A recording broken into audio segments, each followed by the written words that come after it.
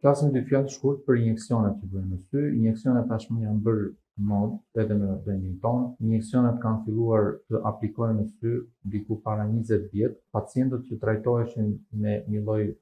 ilaçi që quhej bevacizumab ose Avastin, të cilët trajtoheshin për kurimin e kancerit të zorrës së trash. Disa nga këta pacientë kishin dhe problematika për syrin dhe u bënte përshtypje mjekëve okulist gjatë kohëve që këta shkonin për rikontrolle për syrin, u bënte përshtypje që lezionet në sy ose plaga në sy ose problematika e syrit, e AMD-s ose e asaj që ne themi dëgjim makular senil,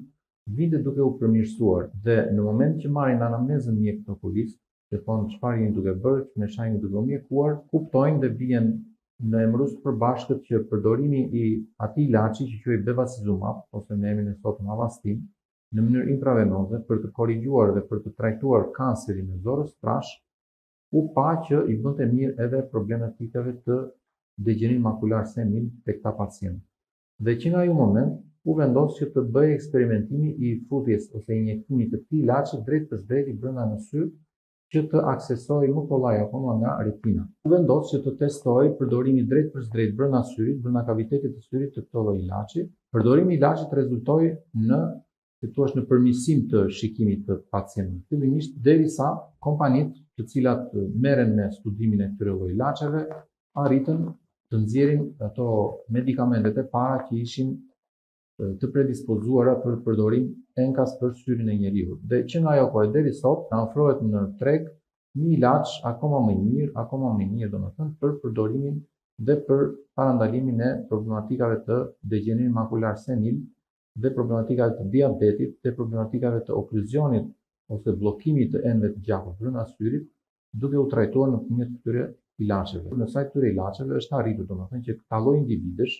që deri para 10 vitesh ose 15 vitesh fatkeqësisht verboheshin sepse nuk kishin çfarë të bënin, nuk kishin asnjë lloj vegle, asnjë lloj arme për të luftuar kundra këtyre lloj problematikash, në sa i të përdorimit të këtyre injeksioneve, paçka se janë shumë të shpeshta, është arritur që të shpëtohet shikimi i shumë individëve dhe i shumë syve gjithandej nëpër botë. Duke u bazuar tek formula e këtij ilaçi, më vonë dolën ilaçe të tjera, formula të tjera ilaçesh, të cilat u prodhuan apo safat për të pasur akses në qelizat të retinës, në qelizat e makulës, në qelizat e fotoreceptorëve të foveas,